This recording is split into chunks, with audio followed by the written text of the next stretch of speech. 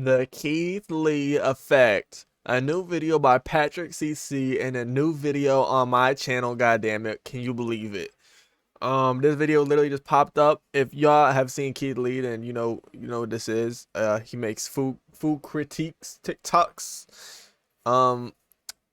Yeah, I mean, let's see what this. I'm assuming this means Keith Lee has a big effect on restaurants, business, and shit. So you own a restaurant, and the difference between having a line of hungry customers out the door every day or your establishment looking like a ghost town is based on the experience. I think everybody needs to experience a diner like this.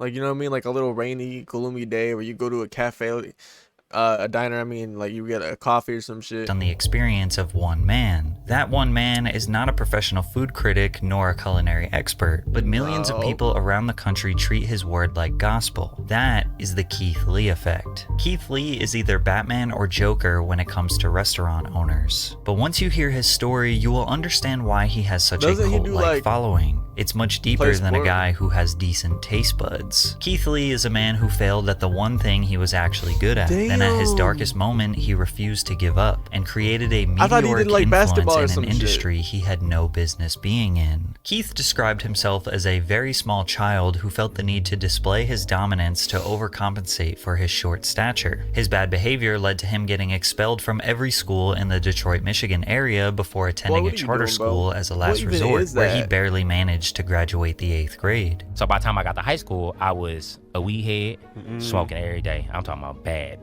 like every day. My freshman year, I had a 0.6 GPA. Things would get even worse for Keith in high school, where he lived in the shadow of his brother. Keith's older brother Kevin had already garnered a remarkable reputation as a star athlete who graduated with a 3.9 GPA before receiving a scholarship to wrestle for Grand Valley State University, which is an NCAA Division II school. Keith decided to follow in his brother's footsteps for all the wrong reasons. When I got there, it was more out of spite. It was more out of arrogance. It was more out of just like, now I'm approved to you, I can do it. And I don't even want to do it. I'm going to just do it because you told me I can't do something else. So I'm going to just do it just to shit on you, basically.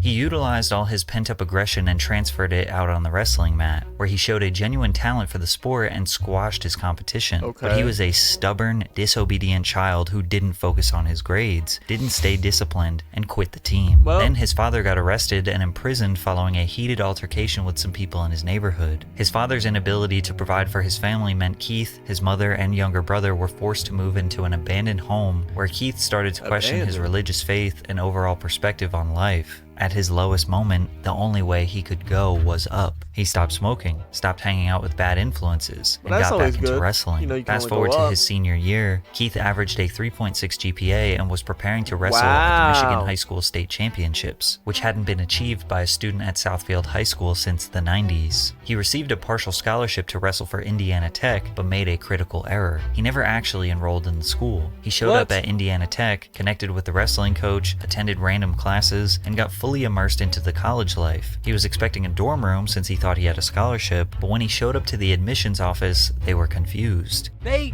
take me to the office and they like, you don't have no paperwork filled out, sir. Who are you? Yeah, they was like, only thing we have is the offer letter that we sent you. Right. So we only got your name and your information from the offer letter. They was like, that's all we know about you. We don't know nothing else. He treated it like a birthday party invitation. You sent me the invitation. I just showed up. Keith laughs about the situation now, but at the time, he was devastated. They told Keith if he didn't pay them $20,000 for the semester and $2,000 for the application fee, he wouldn't be allowed to go to school. Unable to get a loan, Keith had to move back. So he wasn't even supposed to be there, but he was just attending classes? With his family, who relocated to Las Vegas. He was now sharing bunk beds with his 14-year-old brother, who regularly reminded Keith that he was a loser. At this point, I'm in the deepest depression I've been in a long time. Because I'm like, oh, the reality is sitting in. He's right. I'm not in school. I don't have a job. I got fired already. I didn't quit a job. My track history with work is already terrible. I done got kicked out of school. I don't have no other offers. Nothing in life is looking bright to me right now. I don't have nothing going for me. Keith's older brother Kevin had recently secured a contract to fight in the UFC as Kevin the Motown Phenom Lee, and Kevin was a savage. At his peak, he held a 16-2 professional record and was toe-to-toe with legends like Tony Ferguson and Charles Oliveira. Kevin forced Keith to get into the gym with him, and on his first day, their coach Dewey Cooper realized it's always the stupid motherfuckers that be getting in the, you know, the UFC or the boxing ring, shit like that. Potential Keith had as an MMA fighter. Desperate for money and a purpose, Keith trained for a year straight and won his first 4 amateur fights. The only 2 losses he had were by split decision, meaning he was a very promising prospect. However, he was earning next to nothing for these. $500, maybe $1,000 per fight. Keep in mind, this was over the course of 3 years, so he was broke following a rotation of various low-end jobs. But luckily, he met his girlfriend, now wife, Ronnie. What I'll never understand, I mean, I guess I understand because it's like, that's just the risk of the sport and people love that shit to watch it. But it's like the fact you can be like knocked out cold on the canvas and somebody's still just like, they have like basically bare knuckles and they're just fucking pounding the fuck out of your face while working for ASICS. Keith credits Ronnie with being the anchor to keeping him grounded and focused on becoming the best version of himself. Following a submission victory against Leonardo Carvalho at Global Legion FC 13, Keith proposed to his girlfriend Ronnie and intentionally got her pregnant 2 days later. On the same day of the proposal, Keith's manager informed him that his victory against Carvalho earned him a 6-figure contract with Bellator. He won his very first Bellator bout against Sean Bunch. It took many years, but once he finally had a support system around him, wife, coaches, brother, he was able to crawl out of the repetitive cycle of depression. So he never did basketball, is what we're saying. Now with some free time and spare income, Keith signed up for TikTok. Keith's journey on TikTok started just like anyone else, participating in trends for no reason other than it seemed fun. From there, his uploads were just random things that pertained to his everyday life. He was getting maybe 50 views per video, but it seemed more like an outlet for him to have fun rather than start a business. But then the pandemic hit, the world shut down, and Keith needed to make something happen. I downloaded TikTok after I kept saying I wouldn't. Now I'm sick and tired of every video I post only getting 50 views. I'm gonna sit here with my dog and tip me and him get famous. In an attempt to garner more views, Keith began posting psychology facts videos. He gained a little bit of traction, but it didn't last long. He started to become desperate for virality. You wanna get famous? Follow these simple instructions. Download another app, cause this ain't the one. This ain't it, Chief. It ain't never gonna happen. Never. He would cash out people if they solved a riddle. He posted math problems for people to solve. Even though he looked defeated, he refused. Why not just post a fucking riddle? To give up. Like, why do you fiend so badly for fucking TikTok fame? You know what I mean? Where you're literally willing to give up money just to get a little bit of engagement. At this point, Keith was obsessed with the platform, posting daily, if not multiple times per day. He started featuring his wife Ronnie on his page after it's like, I know, like, you maybe like have a little ambition or whatever, like, oh, I like doing TikTok is fun, like I want to do it, but went semi-viral talking about building a nursery for their expected baby. I don't know, I feel like you literally just have to, like, I feel like you can't cheat that shit. Charli D'Amelio did it. But like that's because she's like a young female and there's a bunch of old men watching that shit. He then proceeded to document milestones throughout their pregnancy, many of which received thousands of views and ignited a dramatic shift in Keith's content. In September of 2020, Keith won his second fight against Vinicius Zani. Whatever they have in store for me, I'm always here to fight. I'll fight. What I'm confused about is why he doesn't post about his fucking, the fact he's in the UFC on TikTok. I feel like my daughter's born in 4 days. You know what I mean? I would leverage that. As soon as she gets here, I'm ready to go again. He didn't lie. Just 1 week later, he and Ronnie welcomed their first child, Carter. From there, Keith's whole TikTok was dedicated to documenting him being a parent. His loving and nurturing attitude towards his child attracted a large following of supporters. He provided them with wholesome moments, such as clipping his daughter's nails for the first time and celebrating her first Halloween. This was his family man era. Keith took a fight on short notice, just 2 months after his previous, to fight on the main card at Bellator 253. Unfortunately, he lost by decision to Rafion Stotts. views. But that didn't ruin his spirits. Keith the family man kept posting his terrible dancing videos and even started sprinkling in some cooking content. By mid-2021, he had accumulated 1 million followers and was averaging maybe 100,000 views per post. This was his foundation, the people that knew Keith was a humble, honest family man. Unfortunately, he would hit a new rock bottom when he lost his 6-figure Bellator contract. In August of 2021, he was set to face his toughest opponent yet, who was undefeated. Keith was beaten and bloody and then submitted in just the first round, then got up while unconscious and stumbled headfirst into the cage. The clips of his loss made the rounds on social media. He was embarrassed. He got a call from his manager saying he was cut from Bellator. Keith was back to rock bottom. His first TikTok back after his loss was him poetically ordering some food. I have these sunglasses on because my eyes black and my face is beat up. I'm fine though, for anybody. Well, or does he have a lump on his forehead? He had 1 million followers, but he was only making around $400 per month on TikTok. His fight career was looking grim, That's really not and TikTok that bad, didn't seem realistic. Then he got a call from the owner of Harold's Chicken just a couple days after his loss. They asked him to do a review of their establishment. At the time, he didn't know it, but Keith just discovered his next big venture. All right, Harold's Chicken in Las Vegas. They didn't have no mac and cheese, but it's okay. Overall, I get the food a 9 out of 10. Without question. Following his review of Harold's Chicken, Keith made food reviews as a side quest on his page. However, his main focus was on family vlogs and cooking content. He was still largely referred to as the cooking guy, regularly being— This guy is more of a content creator than anything else, bro. Like, he did the UFC, which you would think would be like crazy and like the big thing, but like honestly, I see him like he's doing the content more. Asked about his cooking content. He seems to care about the content more. In January of 2022, his wife became pregnant with their second child, and they desperately needed to find another source of income. He started doing more and more food reviews, but they weren't that organized. Well, what does the bitch do? He was very generous with his ratings. We are sitting outside of Firehouse Sales because today we are doing an official food review. This has the perfect amount of spice. Like, my tongue is tingling a little bit. I got that feeling on my What lips. I'm confused about is also why the fuck does he have an effect? Like, he literally just got a random message one day saying, hey, like, can you like review our food? Maybe we'll get like a couple of new regular customers. Still taste all of the flavor.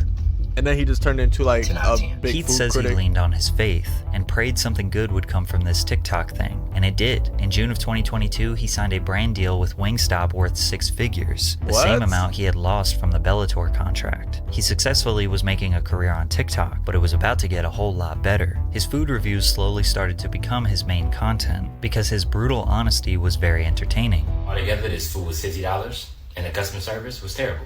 The lady at the front where I was picking up was really rude, like extremely rude. I had to call back and get her name. I think she lied because she answered the phone like I didn't recognize her voice and said, hold on, let me go get the girl.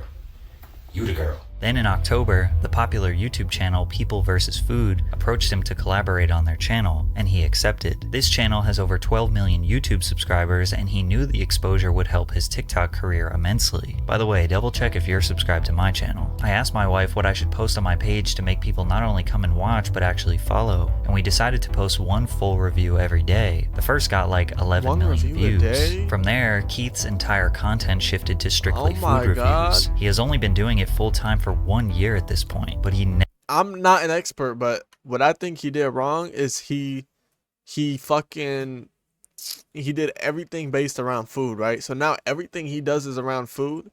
So it's like if he were to change this shit up and he wanted to be like, oh, like let me go back to showing like my wife and me clipping my kids' toenails, it would be like just super low engagement. Like people don't really care that much because you didn't continue to post a little bit of that full time for 1 year at this point, but he never could have predicted what was about to happen next. While most high-profile food critics only pay attention to high-end restaurants that are too expensive for most, Keith shifted that focus onto affordable, small, family-owned restaurants that were easily accessible to the public, or fast food / popular affordable food chains. He even went out of his way to give a chance to establishments that were struggling financially. However, Keith doesn't consider himself a food critic. His reviews feel and look like one of your friends giving you a casual break. That kind of makes sense. I get it, because if you have a fucking Gordon Ramsay coming to like McDonald's, he's gonna be like, bro, what the fuck? This piece of meat is so fucking ass. What is this shit? This shit was dry. This was frozen. Why is it not juicier? which I guess all that thing would be great. But to be honest, like, I don't know, like, you need somebody who's a regular who understands. You know what I mean? Like, you can't have a Michelin star bitch coming to McDonald's. Typical review would be him ordering 3 or 4 different items on the menu, like a family of 4 would, then tasting every single item and rating it from 1 to 10. He often throws in other notes like their customer service or additional information that is relevant to the experience. I got it. Let's try it and rate it 1 through 10. I spent $23.84 on 3 Why do you bao always buns do and a drink. the robot? Bro, that's what they look like. I spent $23.84. The customer service was awful, but now it's time to taste the food. Like, customer service. You could add a little bit of personality in that shit. Delightful. It was a very short interaction, but the guy who worked at the front was really nice. And the actual building itself, very aesthetically pleasing. It made me want to eat. Why you looking me in my eyes like that? Bro. Personally, it was lacking spice, so the added a salsa took the tacos itself from a 9 to a 9.7. Damn. That's one of them ones. Even when he gives a negative review to the food, he will provide more context so it doesn't come off as unfair. He often goes out of his way to leave massive tips, sometimes hundreds of dollars to workers that give him good service. Since he had already built a strong foundation during his Family Man era, there wasn't necessarily one viral review that changed his life. His growth has been steady, and along the journey his audience latched onto his down-to-earth attitude, unwavering love for his wife and kids, and dedication to God. But even if you don't know about his past, after watching a few videos you can just feel he is a kind and genuine man. They didn't care about Keith not being technically qualified nor having a depth of culinary knowledge. He thinks what sets him apart is his values. I stand on my integrity, I stand on my values, and I don't allow those to be wavered or to be shook no matter the amount of money, the opportunity. Because I'd be like, it's hard to find a bitch nowadays, like when you see that Kai Cenat's, like, you seen how, like, Kai Cenat, he said that labels and shit offer to pay him like $100,000 or some shit, literally just to react to like a 5-minute music video and then say whatever he thinks. Like, he doesn't even have to say he likes it. He can say whatever he thinks, and he turns down $100,000 just because he wants to keep it real and shit. Like, opportunity or the not many people can do that shit. With nearly 10 million loyal but at followers. the same time, I can't really blame people if, like, but you can't base yourself around being like fake in what you say about ads and shit. But it's like, I can't really blame you, bro. If somebody paid me $100,000 and said you better act like this is the best song you ever fucking heard, I'm doing it. 100%. A full-time dedication just to can't quality make it reviews of all local or less popular restaurants, a phenomenon dubbed the Keith Lee effect would take over Las Vegas, then all over the USA. One of the first beneficiaries of the Keith Lee effect was a local food truck called 303 in the Cut. In November 2022, Keith's review blew up. You know what he needs to do now? Just some evil mastermind shit. What he needs to do is take this food review shit. He needs to, like, put like a couple of food trucks. He needs to invest in that shit. Hire just a couple employees and make it so, like, every Saturday, Sunday, these food trucks are in these locations in like a very well-known area, like somewhere in California or some shit. Put those food trucks out there, and he needs to review his own food for a TikTok and be like, my food truck is a 10 out of 10. You need to try it now. Over 35 million TikTok views since its initial That's how he upload. takes it to the Keith next level. confirmed their cheesecake sandwich was a 10 out of 10. Oh my and the God. next night, 303 had people waiting in line for over an hour, wrapped around the corner for their food. Or maybe the he owner did said some they shit doubled their analysis. income in one day, and it stayed that way for over a year. One Las Vegas pizzeria he reviewed, Frankincense, Wait, and it stayed that. Let me just comprehend this. Oh, damn! Y'all doing all that for a food truck? They was probably waiting for like an hour over here at the back Wrapped of the around line, the corner bro. for their food. The owner said they doubled their income in one day, and it stayed that way for over a year. One Las Vegas pizzeria he reviewed, Frankincense, made headlines for attracting lines around the block because Keith gave their wings a 10, pizza a 9.8, and garlic knots a 9.2. However, it wasn't just the food. It was Keith's interaction with the owner, Frank, that made people want to support him even more. If I don't like the food, I gotta tell you, I'm not trying to be malicious. And he was like, I'm gonna be real with you too. I need help. Yeah, that hit me here. He said the food is delicious. He has great reviews on Yelp. The only bad reviews is that he don't close the time it says that he closed on Google. The time it says he closed on Google is 1 a.m. He was like, I literally can't afford to open that late because we don't get that much business. Frank, if you're watching this, I'm going to be completely honest. You are an amazing man. Wait, what? He got a bad review because he can't close at 1 a.m. like it says? So why don't you just change the times? Be like, no. From what I saw, I appreciated your time and I appreciated your conversation. Let's try this food. According to Frank, Frankincense had to hire 23 new team members in the 6 weeks following Keith's review and had guests from all over the world patiently waiting for over 3 hours for his pizza. Frank said he was thankful that Keith helped his business and the overall community at large in Las Vegas. Yasser Zermino, owner of Aroma Latin American Cucina, asked Keith to come review their restaurant through email. Keith gave all 5 different items over a 9, including the Oaxaca sandwich, which he said was the best he had ever had in his life.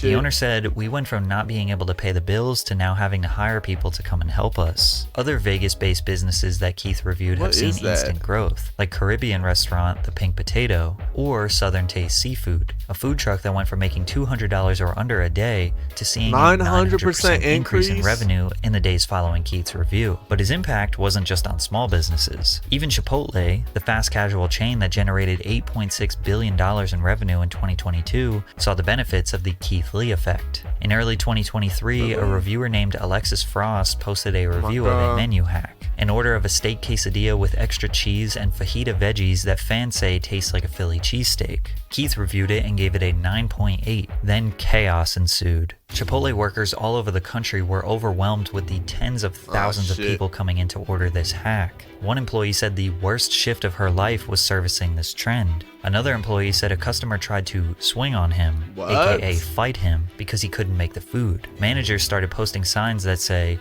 "Protein and cheese on quesadilla only." Chipotle realized the only way to solve this problem was by adding the hack as an option on their menu, dubbed the Keithadilla. Keith quickly became well known all over Las Vegas. That's what they called Once he partnered up the Keithadilla. Oh my god, I wanted to kill myself just after saying with that. Mr. Beast to give $10,000 to a struggling business. He couldn't even go outside without being swarmed, so he dressed up You know what's kind of awkward is like Mr. Beast has this chocolate, but it seems like nobody really cares that much about it. And I'm pretty sure, I could be wrong, but I think he had Gordon Ramsay on to taste the chocolate, and he said it wasn't that good. Or am I tweaking? And then he put it in his own video? Or was that a joke? I don't know, bro. Silly disguises to I don't avoid remember being him saying it was good, though. That's all I can say. But his impact is not just in Vegas. Keith got to review a local Brooklyn bakery that he selected. You know what I would hate? Sorry, I keep pausing this shit. I know, I'm getting pissed at myself, bro. But it's like, when you have to review food in front of the owner, like, is that not the most embarrassing, most awkward shit? Like, what if he rates that shit like a 6 out of 10? Like, the most, like, average cookie he's ever had. And he has to, like, just sit there and say in front of the owner, like, "Yep, all right, thank you for the 50K. While being interviewed on Good Morning America, while also donating $10,000 to that business. He continued to do press runs, being interviewed on talk shows around America, and of course, I wonder if he's going to get back into the sport. So now that we know how much positive impact Keith can have on a business when he likes the food, what about when he doesn't like the food? Well, unfortunately, the entire city of Atlanta would find out about the negative side of the Keith-Lee effect. In October 2023, Keith announced to his nearly 15 million TikTok followers that he and his family were traveling to Atlanta, Georgia, and needed some restaurant recommendations. He had previously made videos in Detroit, Chicago, New Orleans, New York, and Los Angeles, but Atlanta's food scene is entirely different, which prompted a lot of mixed reviews from Keith. The drama first began when Keith visited the Atlanta Breakfast Club, where he wanted to take the food to go, but they didn't have anywhere to sit and wait for the food. So instead, they decided to dine in, but the restaurant wouldn't allow them to sit down at a table and be served unless the entire party was there. Upon finding out that they were charged $1 for butter at a breakfast place, it was just an annoying cherry on top. Little did Keith know, it was about to get worse. Keith posted his review of The Real Milk and Honey, however, he didn't actually get any food. Firstly, he tried to call ahead and order. They don't accept call-ins. You can only order on the DoorDash app. But DoorDash said that they were closed. So they drove to the establishment in the middle of the day and the employees said they were closed for deep cleaning, while there were customers walking in and picking up orders. Then Keith walked into the restaurant and they recognized him and immediately attempted to serve him since he is famous, to which he declined. Keith has always been very expressive that he doesn't want nor deserve special treatment from restaurants. These days he sends in his friends and family to do orders so he doesn't receive bias from the establishment. He wants his experience to match any ordinary person. I've personally never seen a restaurant have a rules list, but the Real Milk and Honey have a ton. We guarantee great food. Everything else is left to chance. We do not provide individual checks. What? We guarantee great food, but everything else is left to chance. So it's like they're telling you they're gonna make good food, but it's like your customer service, like I don't know. We do not provide individual checks. However, we will allow up to 3 forms of payment. What do you mean no individual checks? 18% gratuity added to parties of 5 or more, or that's required? Checks larger than $105. No reservations unless you're Barack Obama. No parties larger than... That's just so weird. Unless you're Barack Obama. Hey, there's exceptions to every rule. 4 on days that end. Then I'm gonna be making exceptions to your rules, bitch. And in why? Keith was clearly frustrated that a business would change the rules when it benefits them, but he didn't want people to attack the Real Milk and Honey because he had a bad experience. However, the internet, being the internet, started attacking. There was actually another restaurant called Milk and Honey whose owners were receiving death threats in the DMs because of people confusing them with the other restaurant. But if you had any sympathy for the Real Milk and Honey, it would be gone once you saw their response video they uploaded to TikTok. Did you see this Keith Lee video about the Real Milk and Honey? And who is this Keith Lee? Daddy, you don't know Keith Lee? Yeah. No. The owner tried to look cool and pretend like he didn't know the entirety of social media is destroying his business, but it only made people want to support their business less. To add insult to injury, Keith reviewed the bodega positively, which is directly next door to the Real Milk and Honey, which resulted in a line of customers skipping the Real Milk and Honey to wait in line for the bodega. But the shenanigans continued. Keith reviewed another ATL restaurant called Old Lady Gang, but again, did not get any food. He tried to call their number, no answer. Tried to order on DoorDash, said they were closed. He sent his family into the physical store to do takeout. They said they don't do to-go orders on the weekends, but the wait to dine in was 1.5 hours and they didn't take reservations. Instead of leaving, Keith decided to walk in where he was recognized and immediately they offered him a seat, skipping the entire hour-and-a-half wait, to which Keith denied because he didn't want any celebrity treatment. This is exactly how it is for us regular ATL folks. Imagine them telling you your wait time is 1.5 hours, then someone else comes up and sits immediately. Keith left and visited Toast on Lennox, where he didn't plan on doing a review but arrived to a 2.5 hour wait time. When he politely left, the entire staff walked out and offered him a seat immediately, to which he denied again. There were videos that went viral of him in the parking lot seemingly arguing with the staff, but he was just letting them know that he didn't want to skip the line. But Keith's experiences are not just unique to him. Cardi B spoke on the subject on an IG Live. I feel like Atlanta restaurants, they don't like to make money. I feel like they don't like people. They don't like their customers. They just don't like it. First thing first, right? You could barely order in Atlanta restaurants. Like you go like, hey, I would like to make an order. Oh yeah, we don't take orders. We don't take orders. It gets to the point that I literally have to name, like I have to tell like people that, hey, I'm Cardi B, can I get food? Order food for me, like, can you just name drop my name? Because first and first, they don't do no pickup orders. They don't do deliveries. They just don't do shit. And of course, we got some hilarious memes from this whole situation. You walk in, let me show you how it's done. Hello, sir. How are you today? May I take your order? You talk like that. We talk like that. Because Keith Lee is in town, bro. That boy Keith Lee in Atlanta now. Hey, y'all little boozy ass restaurants, y'all better get on your goddamn zone now. Hey, Milk and Honey. Keith Lee gonna change Atlanta single-handedly by himself. When I told y'all my partner was just down the street parking the car. Although most people were understanding of Keith's frustration with these ATL businesses, others, like ex-football player Chad Ochocinco, thought he was trying to tear down black-owned businesses. I don't like the critiquing of... Oh my god, I hate when people just like start yapping about some bullshit. It's like I just want to skip this part of the video now just because it's like, bro, what are you fucking talking about? What in the fuck...